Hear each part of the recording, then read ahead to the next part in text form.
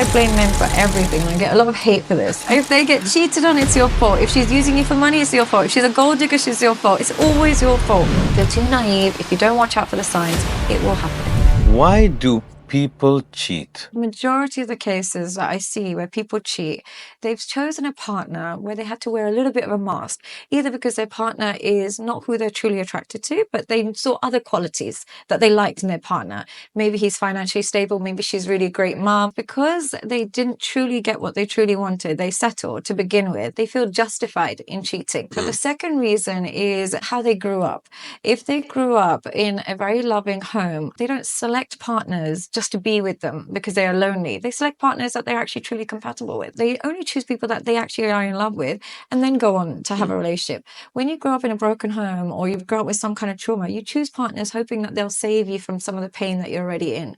And when you realize that they can't save you, you think the savior might be in another person and another person and another person. But because you're codependent, you don't want to let go of the first one. You just keep testing and testing and testing. What happens with men that I find that get cheated on, they don't get cheated on once. Every girl that they get with cheats on them every single time because they're lacking something, and it's usually their masculinity. They're just super naive. Anything a woman says, whatever time she comes home, whatever she wants to do, they say, okay baby, okay baby. They're just a doormat. Faithful women, they don't like that. They want you to be a little bit more like assertive and dominant. But women who want complete freedom and want to cheat and they like men like this. So they end up only being compatible with women that cheat. So they're lacking something in their masculinity that also enables cheating. And where women get cheated on, I find that they tend to be hypersensitive.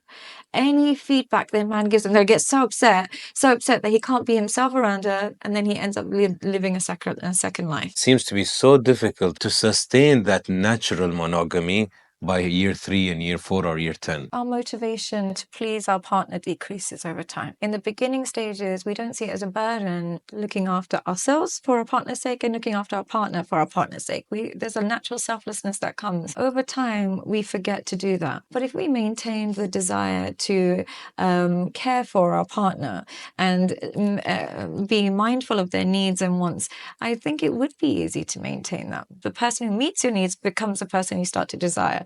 When a woman never cooks or cleans for her husband, ever, I'll notice a guy say, oh, this girl in my office, she made me a coffee. I think I'm in love with her. And I'm like, who is she? Because I don't really know her. And they literally start fantasizing about her because she met a need. And similarly, a woman will say, my husband never kisses me, never tells me I'm beautiful. This guy at the gym, he always tells me I'm so sexy. I think I like him. Somebody's meeting a need. If we just make sure our partner is the person doing it, monogamy becomes very easy. There's a saying, once a cheater, always a cheater. True or false? Very true. Because the moment you are a cheater, your selection pool of people changes. I've now selected a person who's aware of my capability of cheating. So now I've selected somebody dumb enough to fall for it. Perfect. Now I'm going to do the same to you. Your selection changes the moment you become a cheat. You'll end up with the weakest type of men when you become a cheating woman. He will know that you've got that ability. He's seen you do it to another man. He's seen signs of you doing it here, and he'll still be with you. A strong man would say, you cheated on him, you're going to cheat on me, bye. He wouldn't touch you. He wouldn't go near you.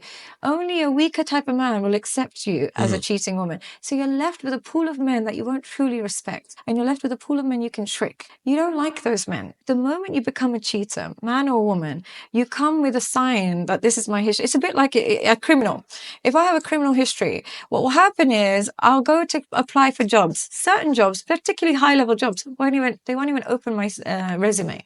But there'll be some low-level jobs that will. The moment low-level jobs start hiring me, I'm like, fuck this place.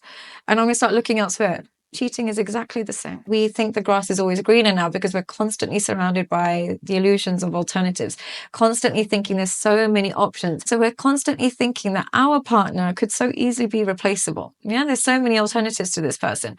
So you feel itchy all the time, whoever you're with. You stated that if you've been cheated on, it's usually your fault. Absolutely. Guy or girl? Well, guy, 100% yours. Only thing that causes men to be cheated on is they've lost their protective jealousy. You as a man have to have protective jealousy. Firstly, you select a woman that won't provoke it too much in you. You don't choose a woman that's out in the club, that slept with all your friends, gets drunk every weekend, and then say, oh, no, I'm going to turn her into a wife. The moment you choose like that, of course you're going to get set up for getting cheated on. That's standard. So that's your own fault. But say if you choose right, for women to start cheating, they have to get away with small lies first. It doesn't go from, hi, let's get married, and to me tomorrow cheating. It starts with small lies that you just aren't doing. So checking. And what I mean by that is she's always on her phone. And I'm not saying you should get paranoid, but you should be like, babe, are you okay? Like, let's phones away, let's connect, focus on that. Or she's always out with her friends, comes home seriously late. Instead of being like, oh yeah, go have fun, I trust you, you should say, I trust you, but I trust you based on the decisions you're making. If you're making decisions like that, I'm going to start losing trust. Men that get cheated on, 99.9% of the time, they have no protective jealousy. They just believe her blindly, have no boundaries on what time she should come home, where she's going. Is she safe? More so than anything, I'm not saying it from a jealous perspective. Is it safe for her to get drunk and going out on constant holidays with her friends or posting online endlessly? If you are not watching out for those behaviors, it's her own fault when she cheats on you, because she trickles the evidence daily from the day you meet her. Now, some women will trickle no evidence because they're just not that woman. But some women will trickle that evidence every single day. The more you believe it, the more fault it is of your own. I blame men for everything, and I get a lot of hate for this. If they get cheated on, it's your fault. If she's using you for money, it's your fault. If she's a gold digger, she's your fault. It's always your fault. The man is responsible for his daughter, his sister, his mother. He's the responsible one. If your daughter's acting crazy, the first thing people say is, who's her father? Where's her father at? No one really says, where's her mama and her sister? So the man holds all the power, all of it. If you're a strong, good decision-making, responsible, protective man, women will follow your decision-making. If you're none of those things, a woman will control and abuse you. Now, with women, sometimes I'll have wives that come to me and say, okay, we haven't slept together in 2 years, but why did he go cheat? Well, what do you think is why he went to go cheat? And she's like, after the baby, he never talked about it. He never said anything. And I was like, I know. Some men are weak like that. They won't bring it up. But if you're not sleeping with each other for months on end, what do you think is happening? I just thought he was stressed at work. He's a man. Either he's watching too much pornography or he's doing something. Something's going on.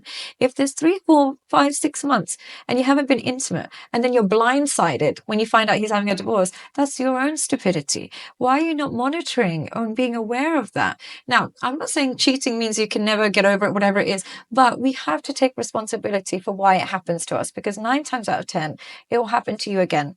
If you're too naive, if you don't watch out for the signs, it will happen again.